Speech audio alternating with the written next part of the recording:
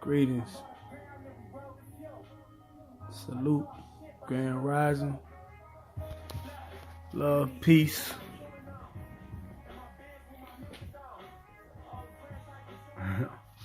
My people.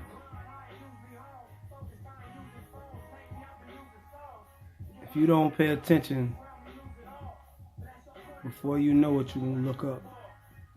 It's going to be too late. You're going to look up and you're going to be old as shit. Literally old in every sense of the word. And you won't have a clue about who you are or where you're from. And if you can go a whole lifetime with so much knowledge, so much power, so much history that defines who you are, and you're never exposed to it or made aware of it, then you're going to die a lot earlier because you'll never know who you are. Learn who you are. Don't be afraid to question those things that have been labeled as bad or negative, or things that have been labeled as, for example, voodoo or witchcraft, witch doctors and all of that. These are terms given to those in the position of power, so to create a level of propaganda that will force you to fear and resent these descriptive titles of people of our culture who are just the opposite of that. These were your pastors. Voodoo was a worship, a spiritual way of worshiping the ancestors and being connected to the ancestors.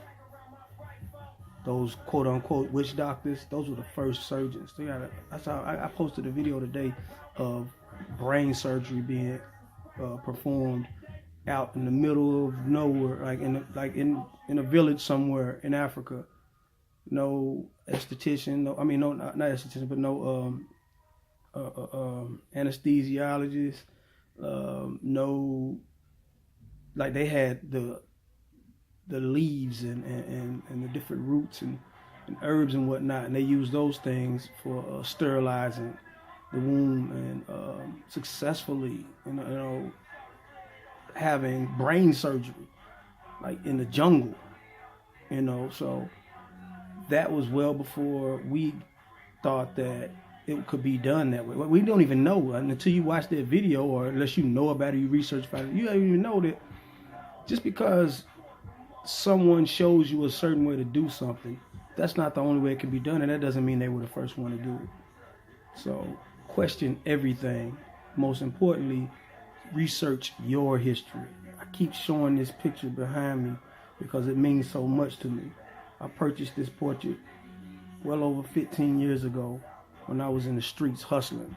I got it from a crackhead. Crackhead sold a whole damn house.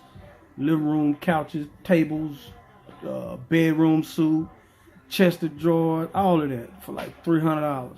But it was top shelf shit. And I had this in a prior relationship, and I was separated with the woman, and I, left it. Because I don't ever take anything. If I break up with a woman, or we separated, we go out separated, whatever, I don't take shit but my personal effects. I'm not that petty dude that's, well, I bought this, I bought that. Nah, man, I bought that for this house, so it's gonna stay there. So I left it, but as time progressed and our paths crossed again, I was able to visit and hang out with her. I saw she still had it. And obviously I wasn't in the mind state that I'm in now when I purchased this, but that's just a tribute to an evidence of how the ancestors lived through us like subconsciously, and we aren't even aware of it. Like, I purchased this when I was a certified gangbanger, thugged out, dope dealing, trafficking, bad motherfucker. The furthest thing from my mind, I love my black people and consciousness, but I wasn't aware of just how powerful this portrait was. It's a lot of history on this thing, but I bought it anyway. And now that I have completely transformed my mind and who I am and how I carry myself and my love and passion for any bit of nuggets or knowledge that will help me to be a better, stronger, wiser black man, a man of African descent, then I'm with it and I'm down for it. And it's just, like I said, it's just proof of how our ancestors work through us without us even knowing. So that's more proof and evidence that we need to continue to search for our history, our heritage. Because you think about it, any other race can always take pride in their history, the good, the bad, whatever, because it's still their history, and it was never stolen from them. It was never hidden from them. It was never misinterpreted or redirected into how you think of or perceive it or understand it. It was just their history is still their history. Whereas us as people of African descent, African Americans, we are stuck with the dilemma of being fifth, sixth generation, either from slaves or the indigenous people who are already here or whatever. But our bloodline and our heritage and our history was tainted. It was destroyed deliberately. So we have to, on our own, research and find it and get it all back. But the benefits from that, man, are like, just imagine, that arrogance that a white person has when they come into a place and they do some old goofy shit. You thinking, man, that's some old white people shit.